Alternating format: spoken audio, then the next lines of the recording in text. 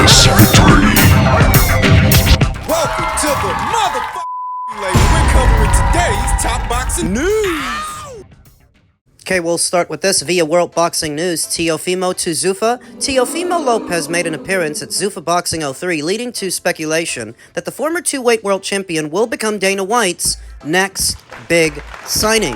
I thought the exact same thing when I saw him there ringside. Understand that Teofimo Lopez resides in Florida, I believe. I think he does. Whereas the UFC Performance Center is all the way out there in Vegas. You're telling me that Teofimo would have traveled that far just to watch Ajagba versus Martin? He couldn't have watched it at home?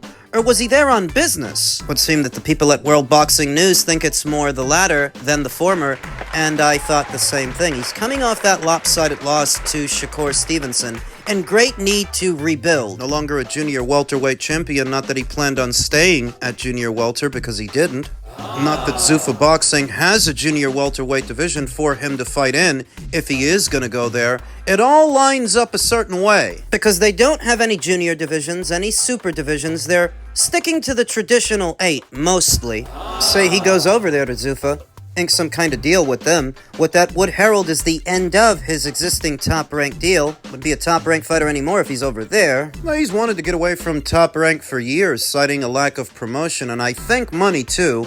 He wanted to fight for more of it, so theoretically, if Zuffa Boxing has managed to get Teofimo to accept an offer from them, it would have to be a substantial offer, since that's what he's in it for. He wants more money. Coming off a loss? There is also instability at Top Rank to be addressed. He's going to re-sign to a promotional outfit that doesn't have a broadcast partner right now.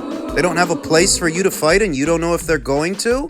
Going to Zuffa would provide him with a lot more stability and the ability to rebuild gradually without the pressures of being out there in the world, in the wilderness with the rest of the fighters, scratching and sniffing for a big opportunity. At least momentarily, Zuffa would provide Teofimo with an enclosed environment that would allow him to rebuild and regroup and refocus and get back in the winner's bracket in what is their welterweight division that they are still building. Yeah. We don't know what they have at 147 yet, but it's safe to say that if Teo does go over there and campaigns at welter, he would be arguably the best welterweight in their stable, if nothing else, the most recognizable one. Get the Zuffa belt ready. I'll say this: I can see the potential with the excitement. You know, they have a plan here. But yeah, I mean, the thing is, until Zuffa is able to create a championship level that is respected in the brand and within the business, like that's like the WBC, WBA, IBF, the champions typically a world champion in those organizations, WBO, a world champion in those organizations will be a bona fide champion in the eyes of boxing, and they'll know he's the goods. You know, even if there's different level of world champions, obviously some world champions are pound for pound level, some world champions are championship level that they don't last as long, right? But regardless, you win a championship of those organizations, you're looked at like, okay, that guy is, he's a respected fighter within the business, within the fan base, whatever. Opinions are gonna generally be different, but either way, everybody's gonna be talking about him because now he's stepped into that room. Zuffa still has to create that, and that's an interesting point because, even in Pro Box, we create this scenario where they can move on to that. At Zuffa, if you created the scenario to move on to a championship Zuffa level, until there's a respect level within the fan base, within the society itself, I don't know what you're moving on to. It's a very interesting debate topic, really, to discuss. Paulie was 100% right. Without some sort of hierarchy, just passing out the Zuffa belt isn't going to mean much to the boxing fans unless there are some strings or some history attached to it. So you see what they're doing at cruiserweight. They're putting the Zuffa belt in the hands of Jai Opataya, who is already widely regarded as the #1 cruiserweight in the world. That is how they legitimize it, by having him fight for it. Thus, at 147... They might do that with Teofimo Lopez. We're getting way out there now. Because for all of this to happen, we have to assume that he is going to sign to Zuffa, and we have to assume that he will be the face of their welterweight division, thus, the Zuffa welterweight champion. Because he's already held sanctioning body belts at 2 weights, holding the Zuffa belt at 147 would be their way of legitimizing that belt, that look, This is our champion. You remember him. You remember Teofimo, the guy who beat Vasil Lomachenko, the guy who beat Josh Taylor. Now, who's to say that going the conventional route at 147, Teofimo couldn't win a belt there from, say, Liam Paro or Lewis Crocker, whoever wins their fight, Rolly Romero, Ryan Garcia, Mario Barrios, whoever wins their fight. I don't think that he could beat Devin Haney. Fighting Devin would just be a repeat of the fight he just had with Shakur. But against somebody else for some other belt, you could give Teofimo decent odds to win a belt at 147. so that if he gets the Zuffa belt, given his track record, that helps to legitimize it. What I consider a clever strategy. You're not signing familiar faces for no reason. You're using them to lay the foundations for Zuffa boxing and its hierarchy.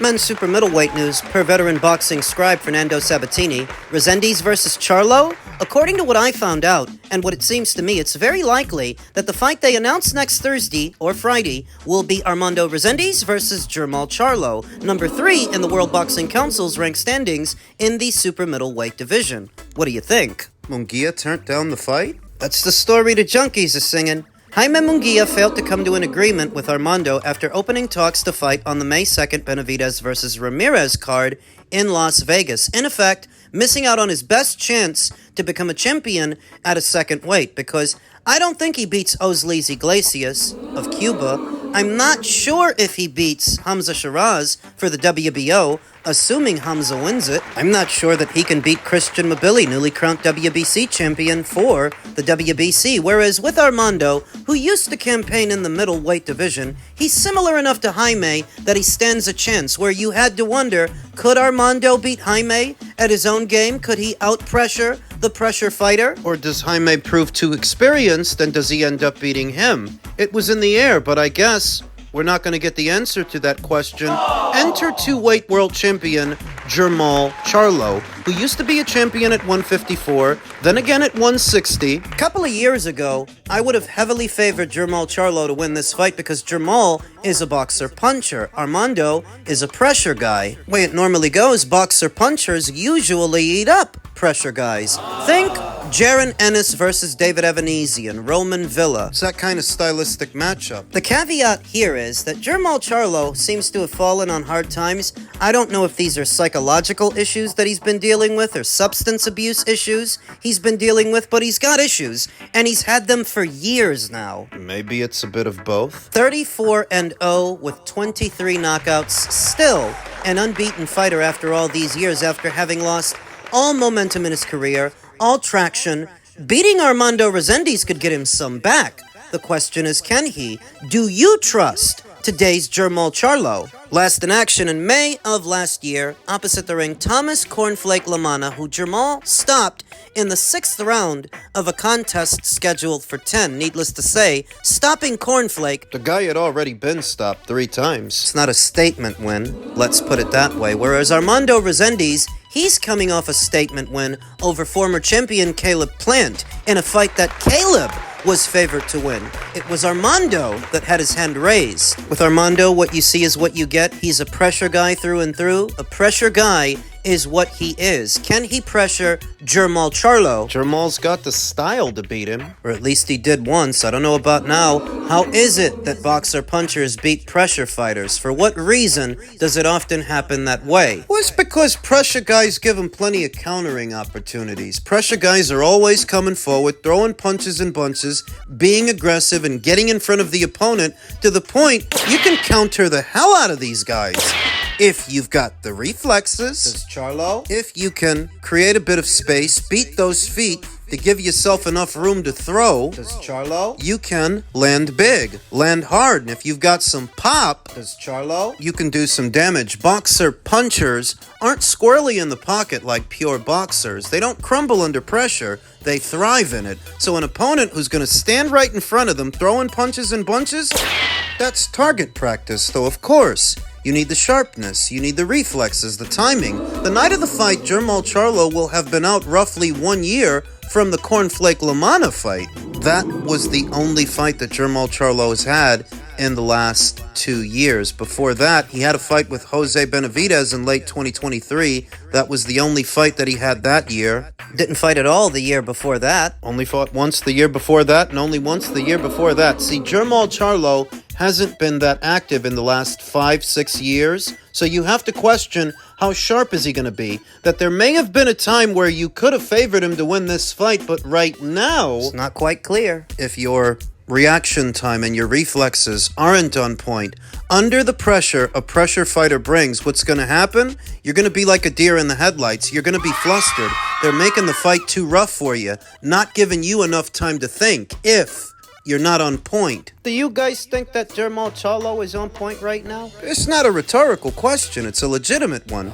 Do you guys out there trust Jermall Charlo right now to beat Armando Resendiz? He's been knocked out before, at least once. It was a while ago, some fights later.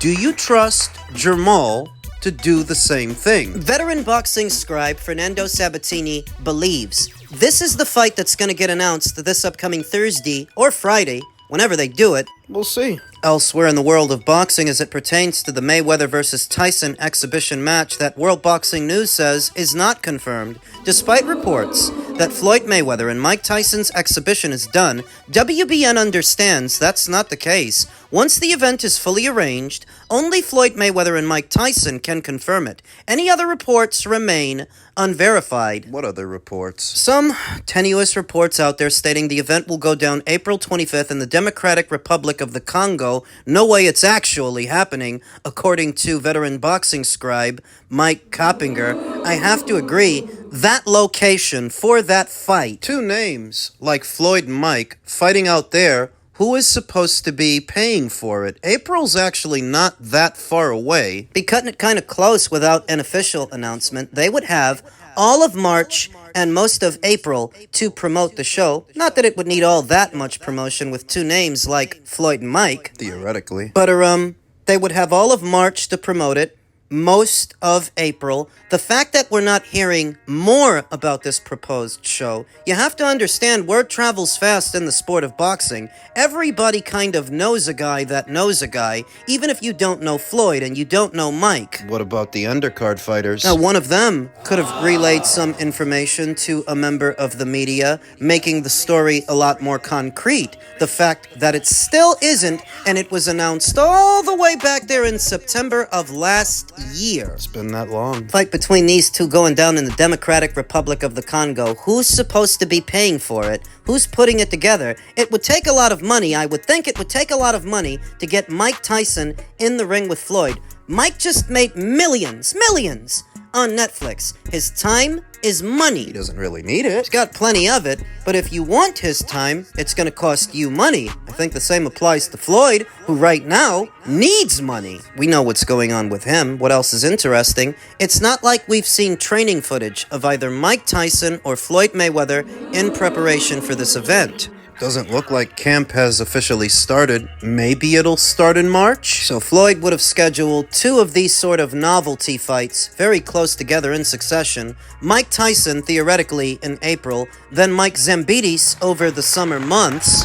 This guy did not retire, and you can't convince me of otherwise. He's scheduling Still fighting. these sort of novelty fights at a greater rate than many active boxers are actively boxing. Floyd didn't retire. He never stopped selling you fights. The only real difference is whether they're professional boxing matches or exhibitions. But one way or another, he never retired from selling you fights. He's still doing that. Never retired because he couldn't. Come to find out after all these years, my suspicions were true, and Al Heyman was stealing large chunks of Floyd Mayweather's nest egg. With the help of Stefan Espinoza. At least according to Floyd Mayweather's lawsuit. I remember that boxing insider Rick Glacier said a little over a week ago that Al Heyman has already settled out of court with Floyd for a large sum of money, and it's so that he'll roll over So that he'll snitch on Stefan Espinoza and the people at Showtime. for this lawsuit to hold any water.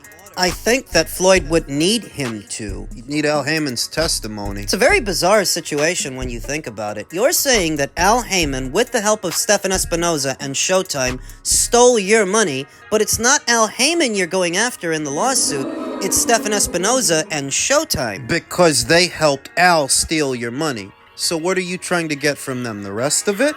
I don't think Stefan has it. Call me crazy. I don't think he has what remains of your $340 million stuffed under his mattress. But we'll see. Floyd needs money. That's why he's fighting Iron Mike Tyson. That's why he's fighting Iron Mike Zambidis. After that, Floyd needs money. I think this story is getting underreported. I don't feel like it's getting the coverage you would have expected that the dynamic duo, Al Heyman and Floyd Mayweather. Al stole Floyd's money. Read through that lawsuit, and it's a long read.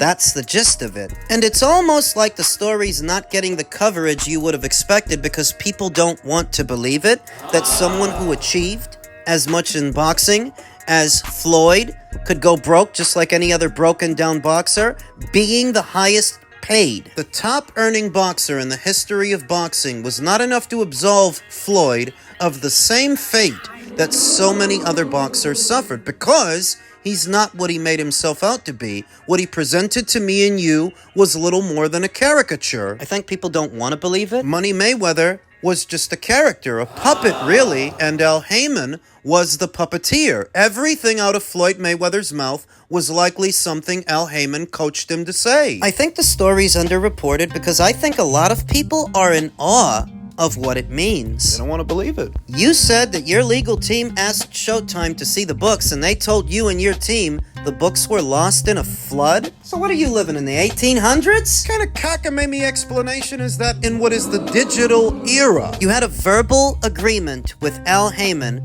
for 15 plus years making the kind of money that you were making. Do you understand that people get shot and stabbed for a lot less than what you say Al Heyman stole from you? People die every day for a lot less, and I mean a lot less than what you say Al Heyman stole from you. If he really stole it, then Floyd Mayweather needs this Mike Tyson fight. Will it be enough to keep him afloat, though? That depends on who's putting it on. That depends on what they're paying Floyd. That depends on the broadcaster. I don't know, but I'm not getting the impression that Netflix is involved. There's still time. We'll see. Why would it be in the Democratic Republic of the Congo? Why not in America? Why not in Las Vegas? Just seems an odd location for that fight. If you told me it's in Dubai, Qatar, Saudi Arabia. I could see, then I'd believe it. There's a lot of oil money out there. A lot of wealthy sheiks. You get bored with their 40 virgins. Want something to watch? I could see.